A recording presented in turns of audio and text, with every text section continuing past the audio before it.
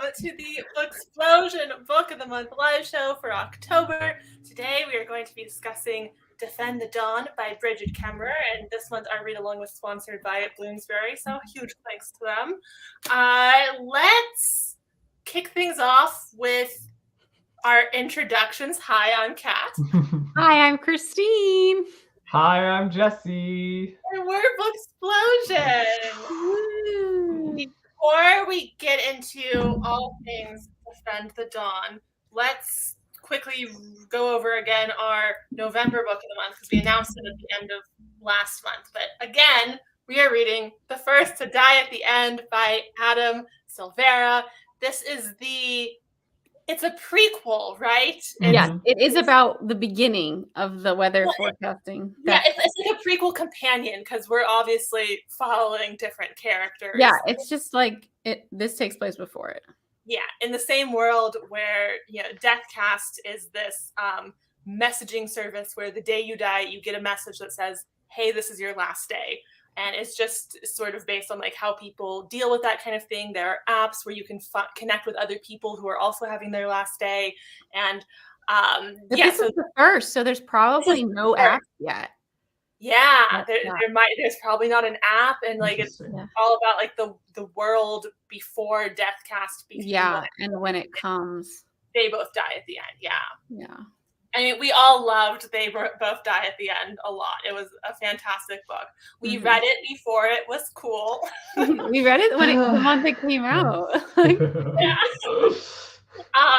And so we're all really excited for this one. It's a big one, but we're all excited for it. We don't have a live show date yet, but follow our social medias and we will share that as soon as we've decided on what the live show date is going to be. The bridge makes a skull. Yeah, just like in the last book. Yeah, it looks like.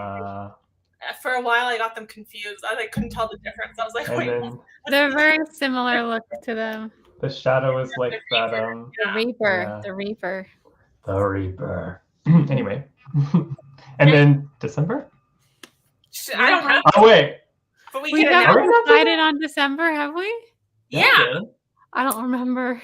Remember that non-fic book that we all want to read? Jeanette! Yeah. Spoiler! In December, we will be reading I'm Glad My Mom Died by Jeanette McCurdy, which is a very popular book that came out earlier this year. We're all really excited for that one, too, because we haven't read a non-fic yet this year. And everyone's been telling me how good it is, like all the time. Yeah. We've all heard great things about it. So that's what we're reading in December.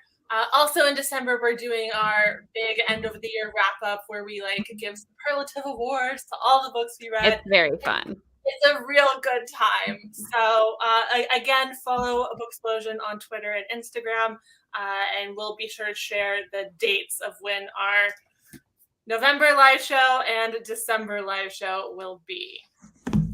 Do we need a synopsis of Defend the Dawn? Maybe Defy the Night? Yeah, maybe give a brief synopsis of the world and how we're just continuing things. Yeah, so in Defy the Night, we have an apothecary named Tessa and an outlaw named Wes. And they deliver medicine to the poorer sectors of this city because this plague is run through the city and there's only a limited amount of medicine and all the wealthier residents are getting all the medicine, like more than they need. It's like in 2020 with the toilet paper, people are just buying it all. So like no one else could have any. And that's what happens in the richer sectors. They're just buying up all the medication so that there's none left for the poorer sectors. And there's a limited amount of the moonflower, which makes the medicine. So it's a big hot commodity. And Tess and Wessa, Wes and Tessa are committed. Like every night they sneak out and there's a curfew. So they could be killed for being out. And they go to the different houses and deliver this medication. And then we also see from the point of view of the king, who is a young man. It really baffles me when they're talking about how people are older in this book. And they're like, he's like 25. 30. The king is very very young. I think he's like, what, 22 or something. And Yeah. and his Baby. brother is the king's justice, and Corrick is like, what, 19 or 20 or something. Yeah. And they're very young, but they're in these very important roles, and they're doing the best they can because their parents, who were the king and queen, were murdered a few years back. So they've been forced to take up the realm, and they're dealing with this plague and this limited amount of medication. And those are the point of views we see from. There's a very like Batman like romance going on between Wes and Tessa, and I love it.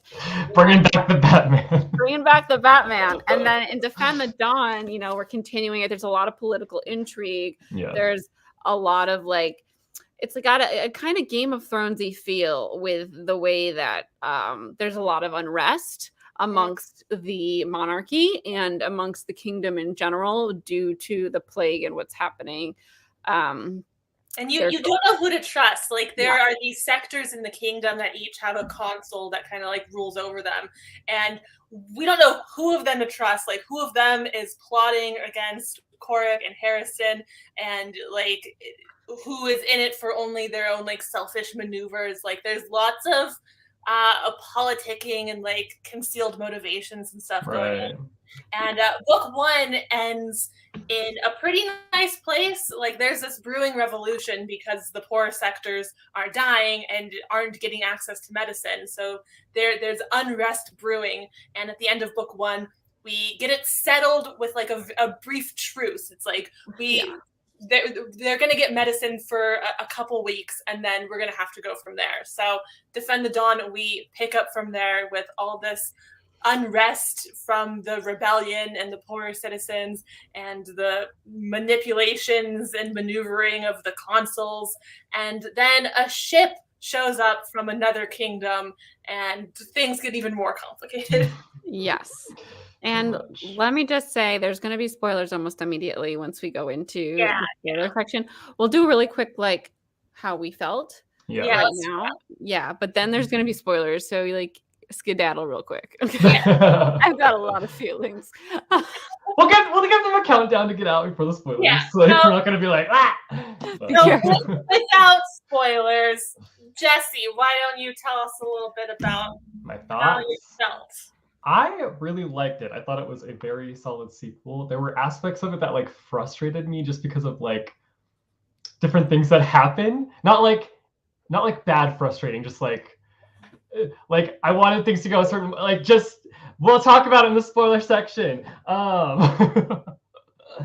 There was just like a lot of really interesting developments, and I feel like she just expanded the world so much in this sequel. And like we were talking before, we're like, is this a trilogy? Is this going to be more books? I feel like it needs to be more books personally. And yeah, there were just so many things that like characters that are brought into this book that like bring in really interesting dynamics.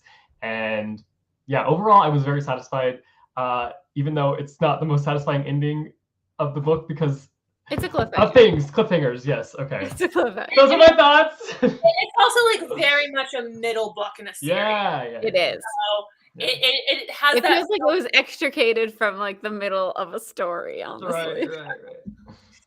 So that I pretty much agree with everything Jesse said. There were some elements that frustrated me, not because they were bad, because like from a storytelling perspective, they were great. It was like a great tension and conflict. But personally, I was just like, I wanted to shake a couple of the characters. Yeah.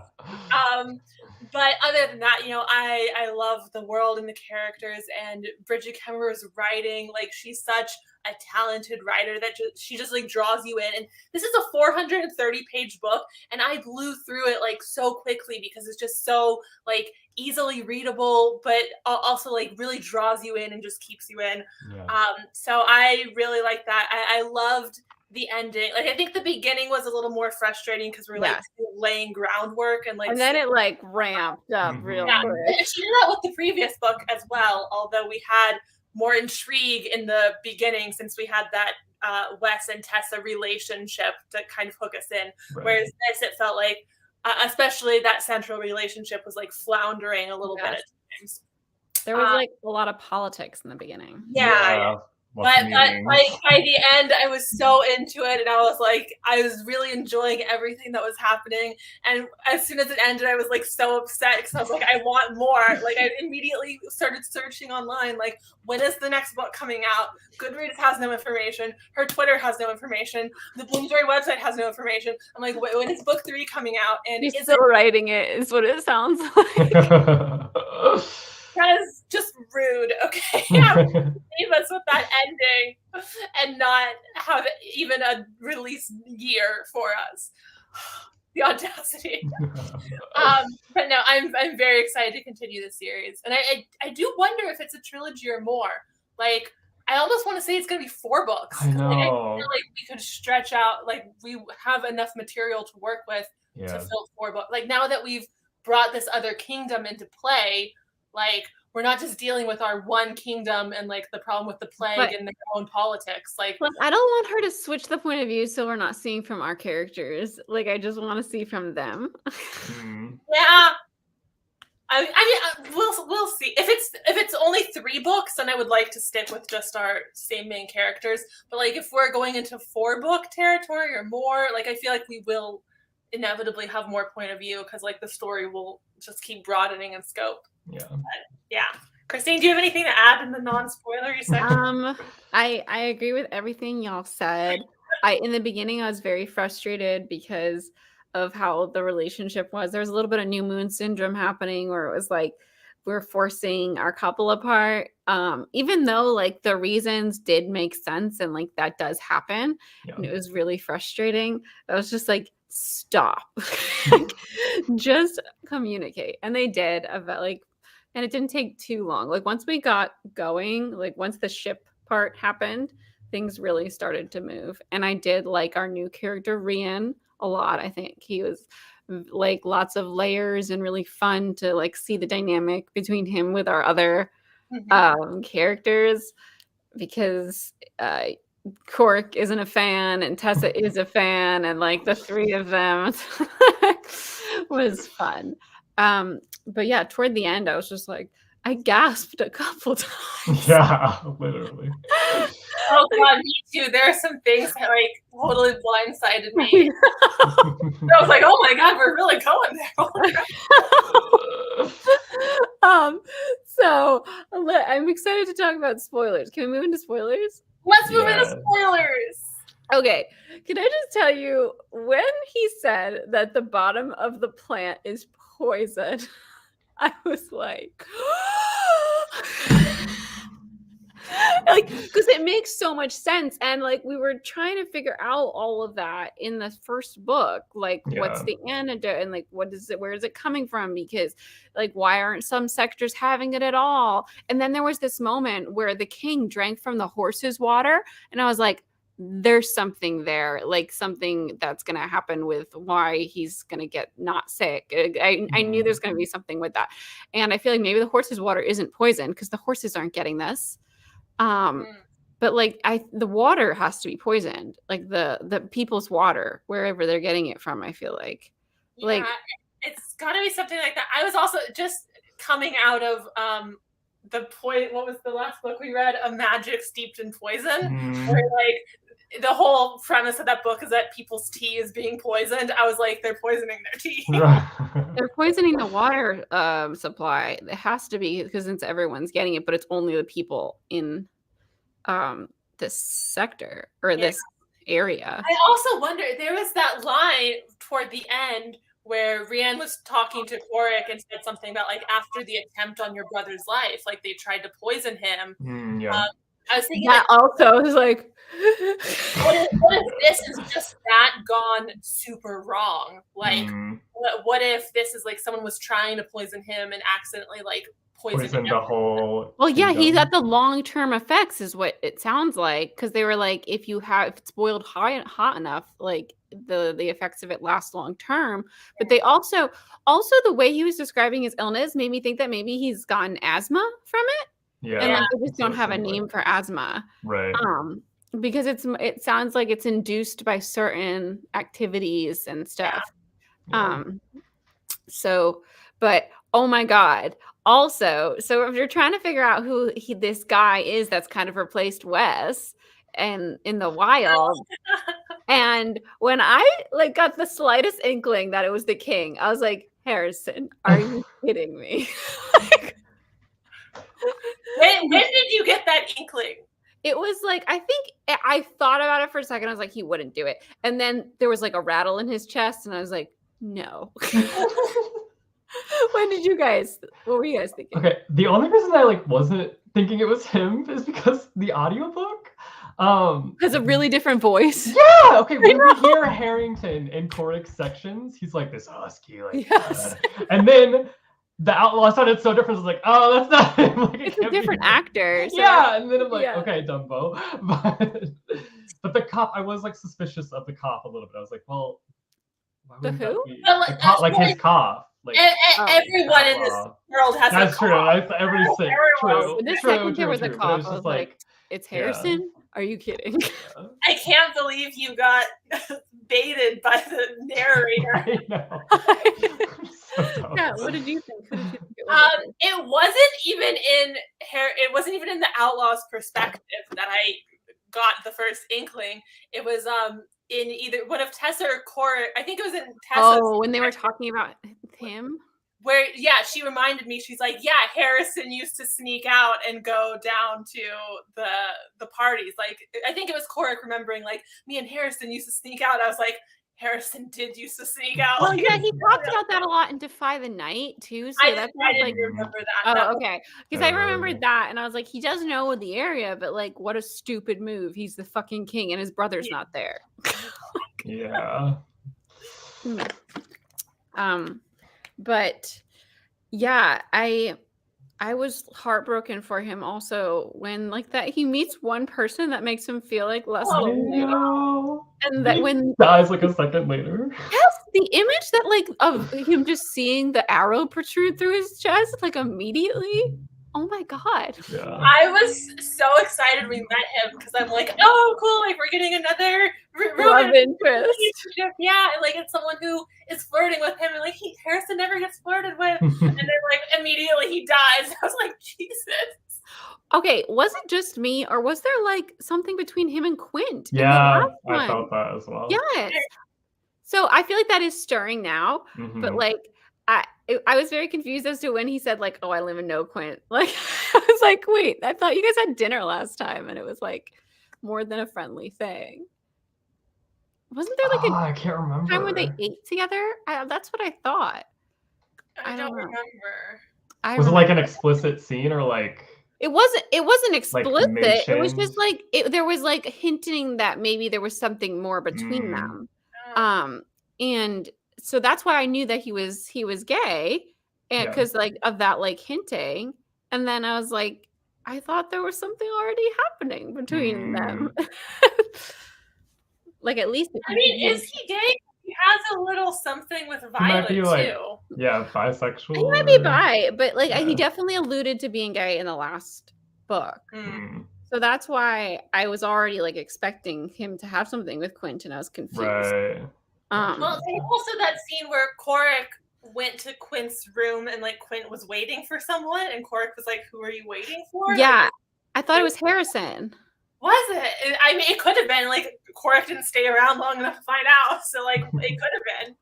Yeah, and also, wait, who were we just talking? Okay, Violet. So when he talks to Violet in the beginning, he says like he's got something serious, and I was like, I think it was kind of to throw us off and make us think that it was that guy who was on the ship that had a child coming. You know? Oh yeah. No, yeah. Kilborn. One of them. Yeah, Kilborn, I think maybe. I think it was Kilborn too, yeah.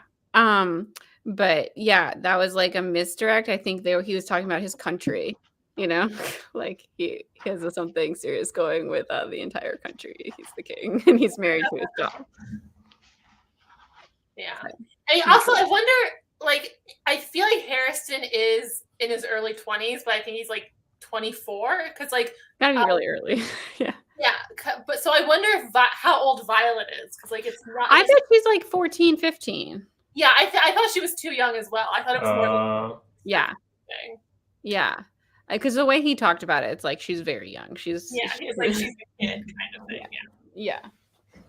She's like an overexcited freshman. Yeah. All right, okay, what other, so also the other gasp moment when the pirate guy is the king. Captain is the king. I saw that one coming. I did Oh, really? not. I didn't either. I was just like, what the fuck? It also reminded me a lot of Siege and Storm. yes. I love that Kat knew immediately. She was like, exactly, I know exactly what she's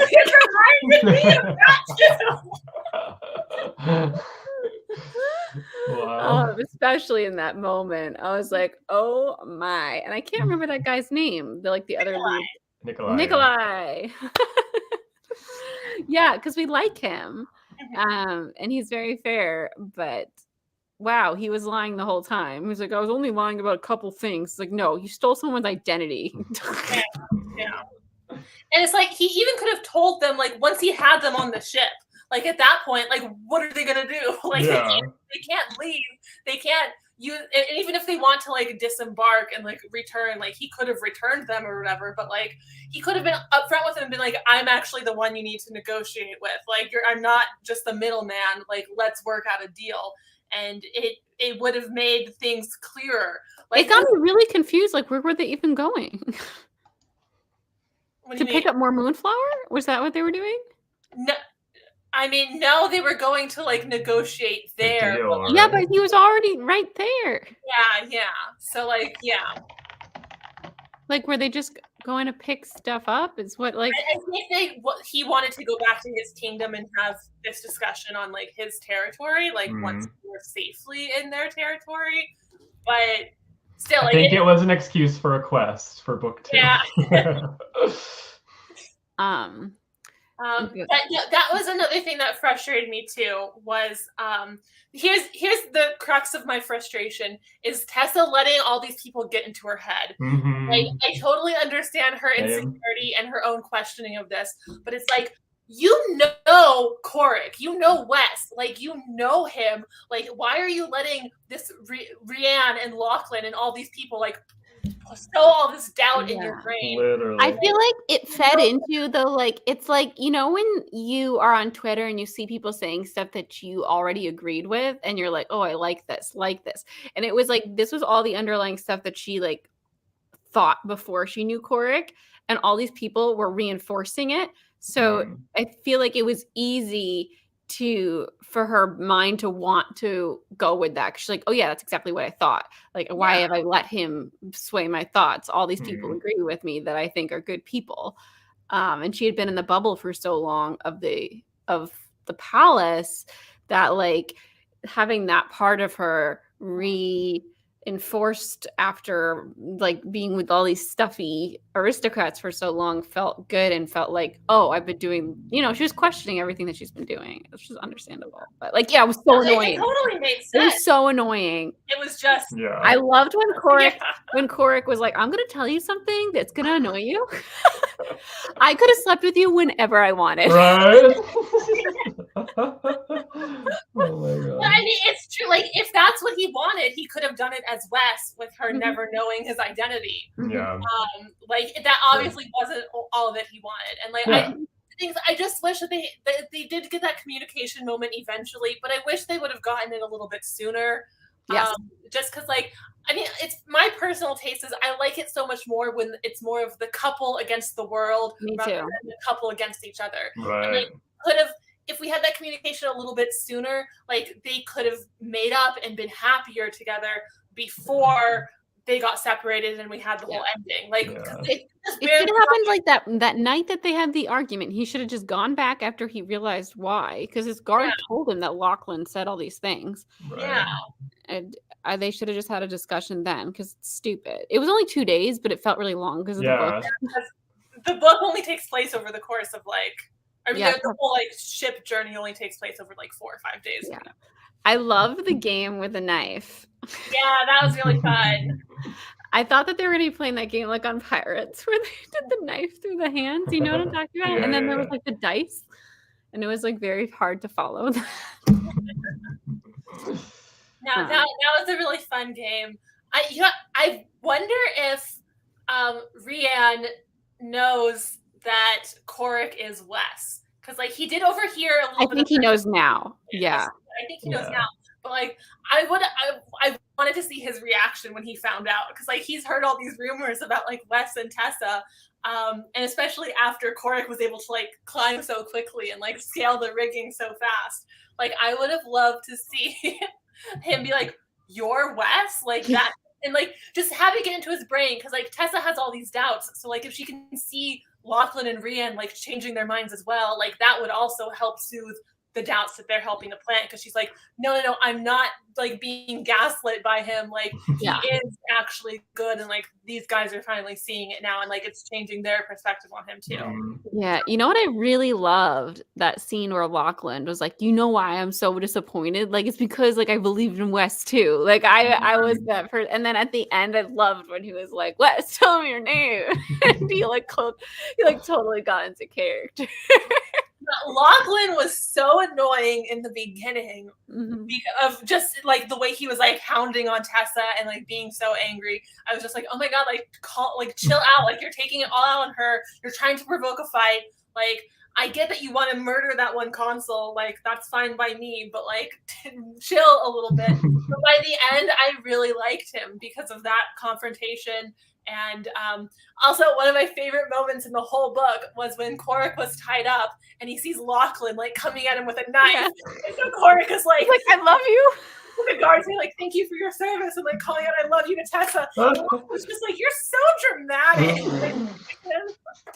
One of my favorite moments. Oh my god. I love that too. I really liked that ending scene where like he's stuck with Lachlan now, so it's a good thing they're kind of getting along. Yeah. Well, it's like it's that great trope where it's like two people who don't even like each other, but you kind of like you've grown on both of them, and you just want them to like be. Now it's like that good cop, bad cop sort of, not like a buddy cop, like those mismatched buddy cop drama. Exactly, and that's what we're gonna be getting in the next book. I feel like, 'cause, like they hate each other, and like early in this book they both wanted to like throw each other off of the ship, but now like they're all they have with this enemy, so it's like now they're on the team. Yeah, I love that trope. It's so fun. Yeah, I'm real excited to see how that plays out. God, I want the third book already. I'm really sad. I just wish we had information on it. I know. Just like, is it coming out next year, next fall? I would imagine, since like I already watched Jesse. There's no information. I know. I don't want Tessa to spend the whole book thinking he's dead. Like I want this to be settled like very quickly that they're still alive. I don't like that. Yeah, I don't like that either. I was like, when she thought he'd got blown also, off. Bella is definitely still alive. Oh yeah, that whole situation was so annoying. Is there a lag right now? Are we? Is there a lag? Yeah, there is a lag. Okay, are we back now? I think so. Yeah, you're right, Kat. There's no information about it. I just wanted to double check. Do you doubt my research? No. That is a highly. I'm sorry. Hey, this didn't even come up in my subscription feed. It was in mine. Explosion didn't? No. Are you subscribed? Oh, you know what? I'm on the Fangirl account. Okay. You're on the wrong account. Well, maybe you should subscribe on the Fangirl account. I am going to right now. All right. Oh, Bunton said they love the covers of this series.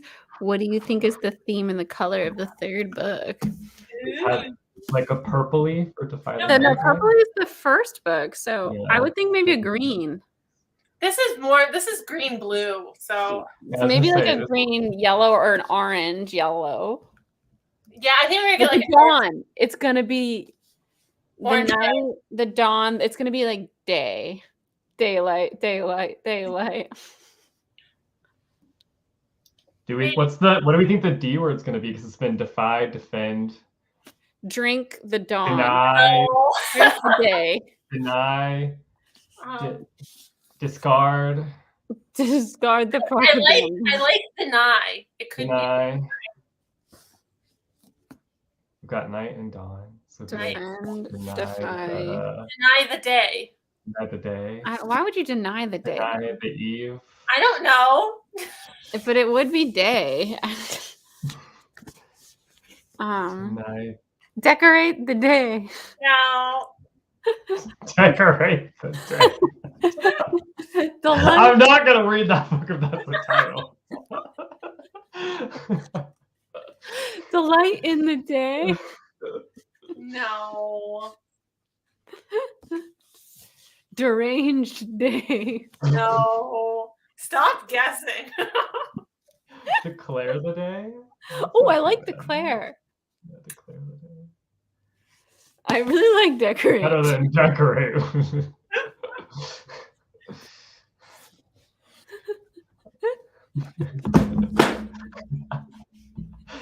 There she goes. We've lost her.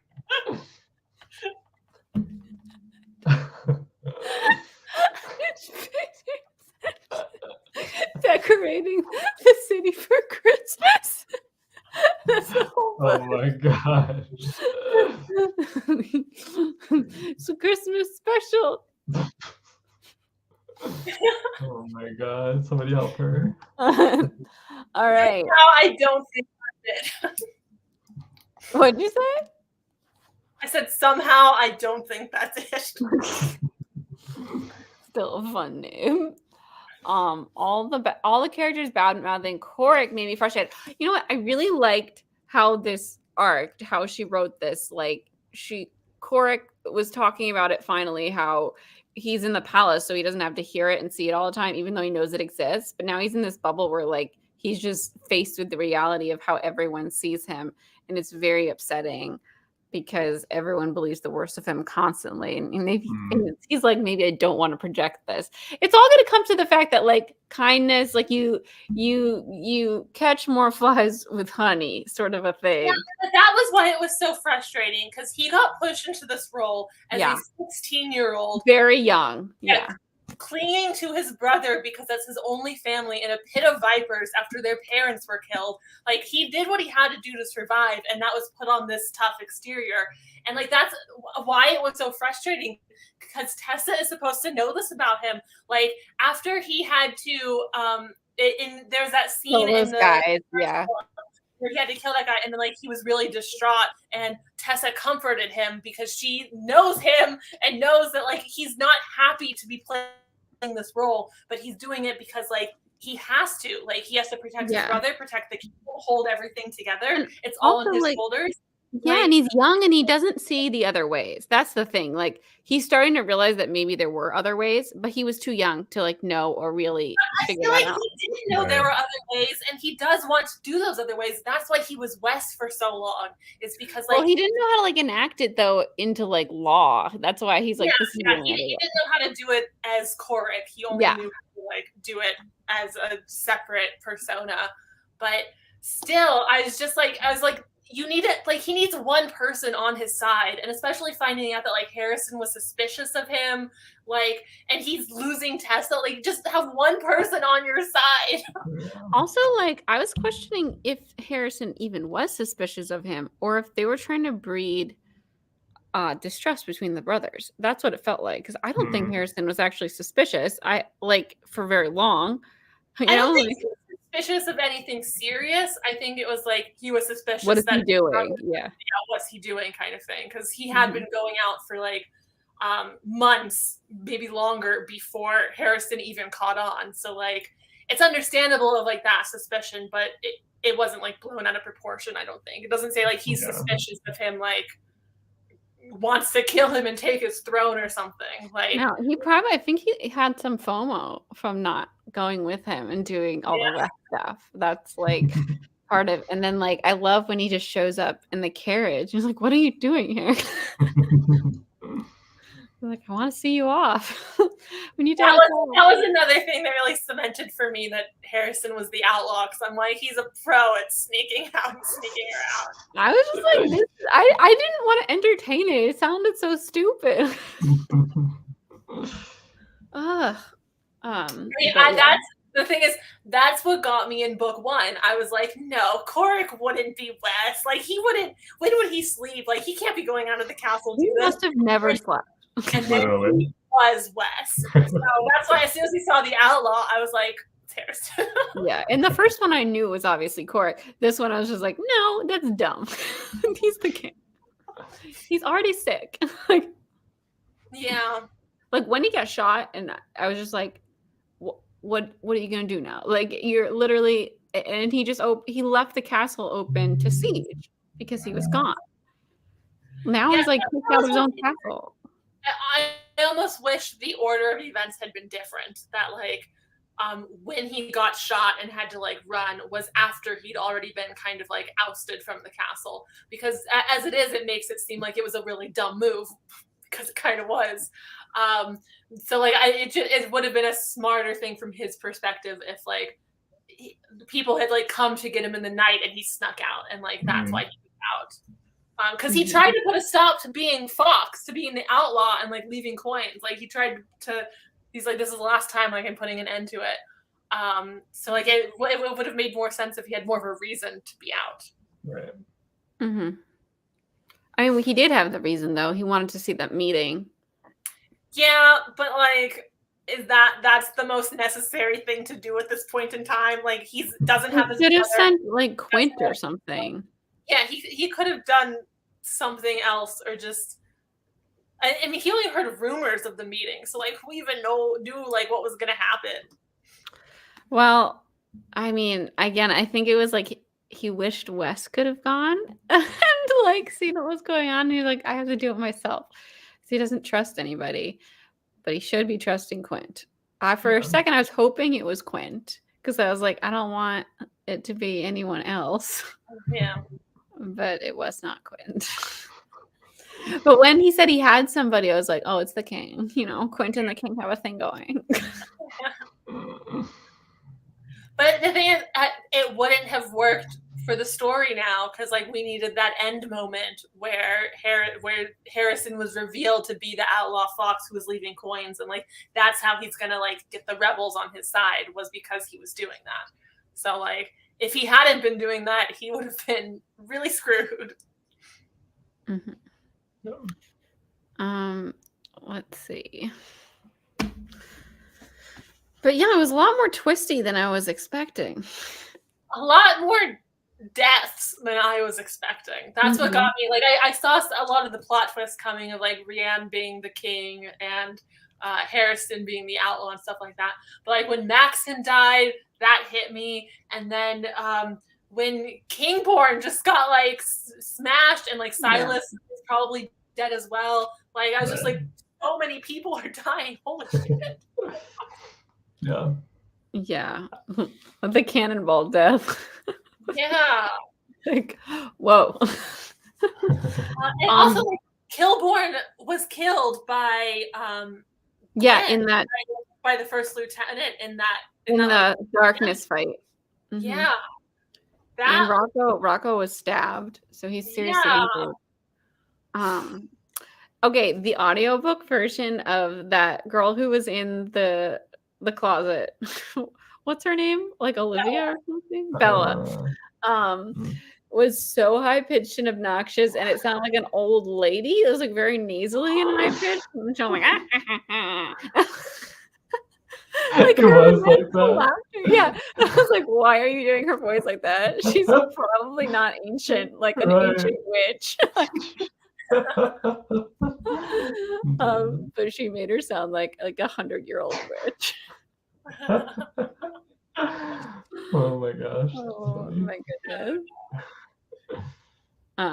Yeah, so she's probably just like, I pictured her more as like a bitchy, like entitled 20-year-old who was stuck in the closet, but the way that they're doing her voice, like juxtaposition with that. Like, what is happening?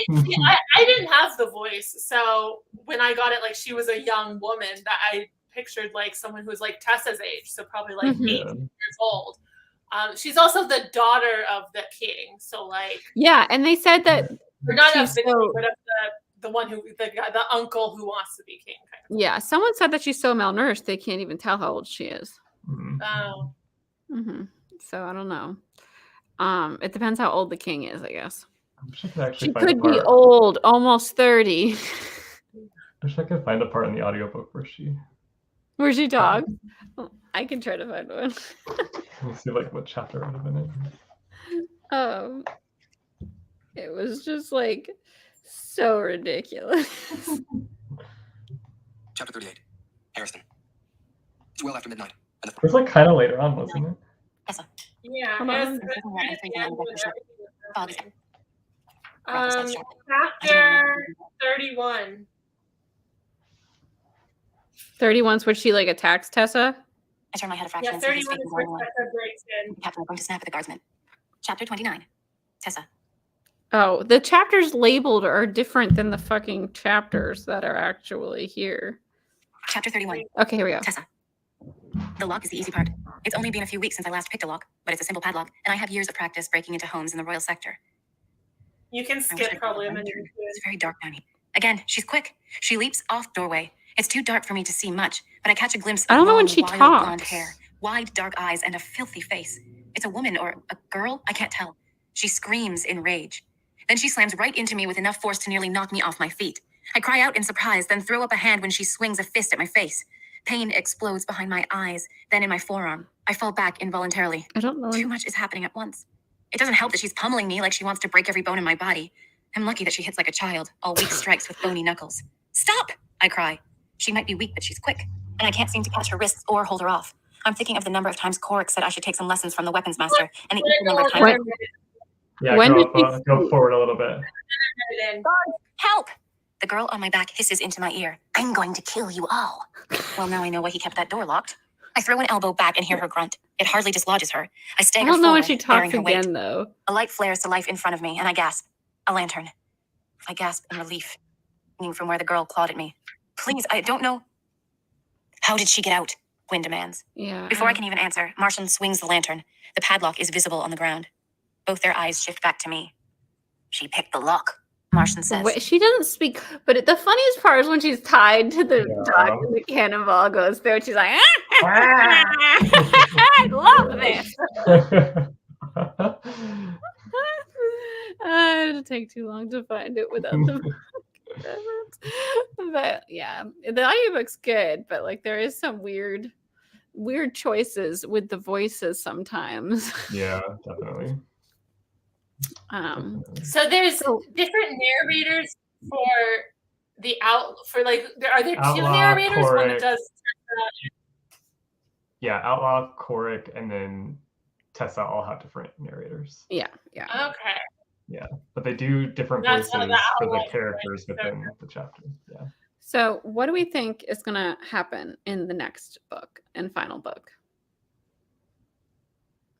Like the king is gonna have to break back into his own castle, which do we think that'll take the entire book?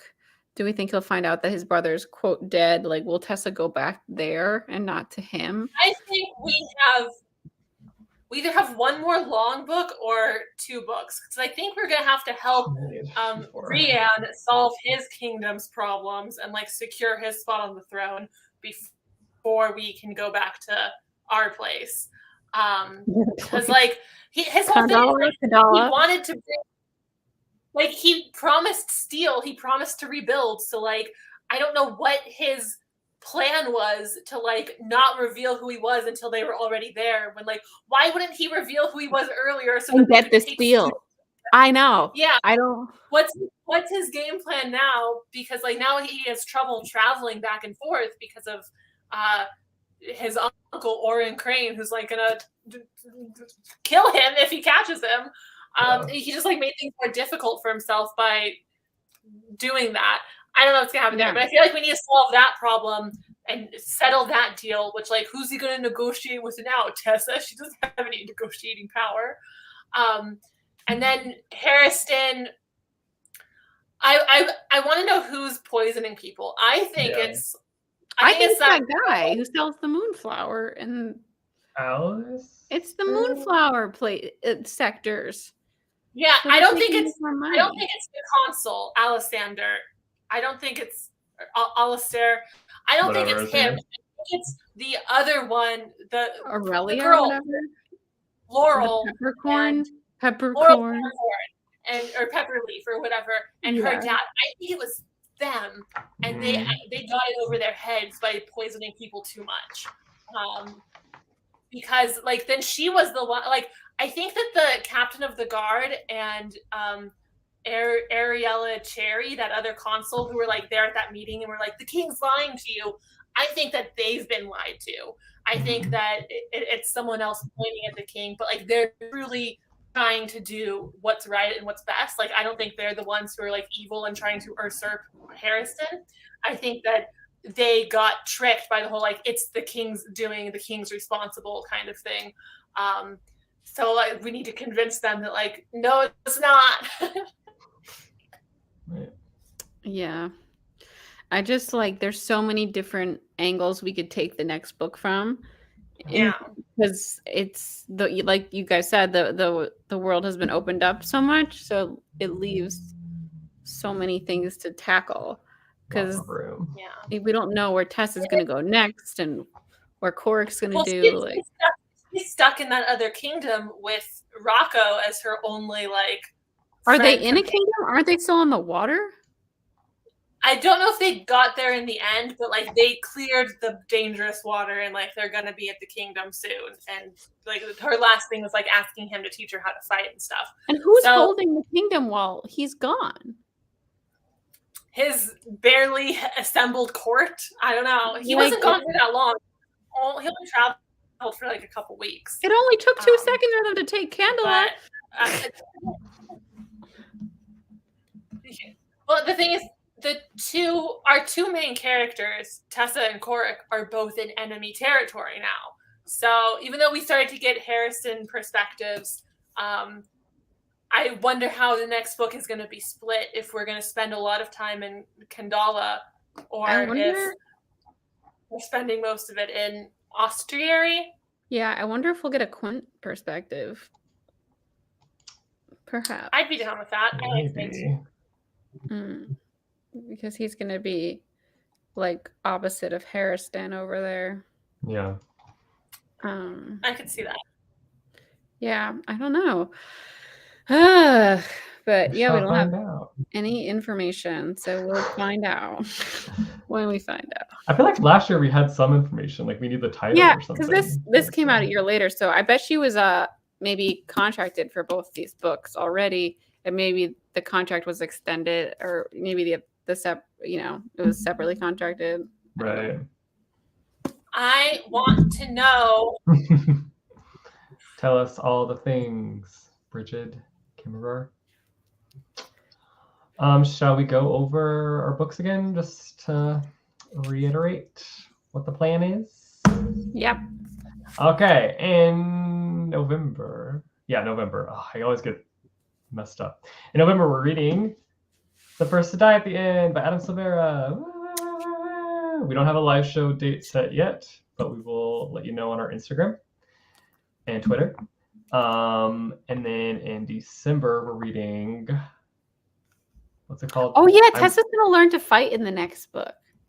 I'm excited for that. Yes. The December book of the month is I'm Glad My Mom Died by Jeanette McCurdy. Yes. We don't have live show dates set yet, but we'll No, keep you the- guys updated on the our December socials. one- Yes, Will the December one will likely be before Christmas rather than like at the very end of the month, because we usually try to do it like more toward the beginning of late December. Yeah. So we're giving you a little extra notice of like what our book of the month is, so that you have plenty of time to read it if you want to get to that. But yeah, just be sure to follow Booksplosion on Twitter and Instagram. We post beautiful pictures over there with the help of our social media manager, Jordan, who takes beautiful photos for us. And we'll keep you up to date on the upcoming dates for our upcoming live shows. Yes. But Oh, yeah, Christine, you're doing a heart. that is going to do it for our Defend the Dawn live show. Thank you so much for joining us. We hope to see you next month for The First to Die at the End, and in December for the book that none of us have a physical copy of because I think we're on audiobook it because she narrates it herself, and we always love that. But yeah, that's it for the live show. Thanks for joining us. I'm Cash. Christine. I'm Christine. I'm Jesse. We're Booksplosion. We're Booksplosion. There's a And lag. we'll see- Bye. Bye. Bye.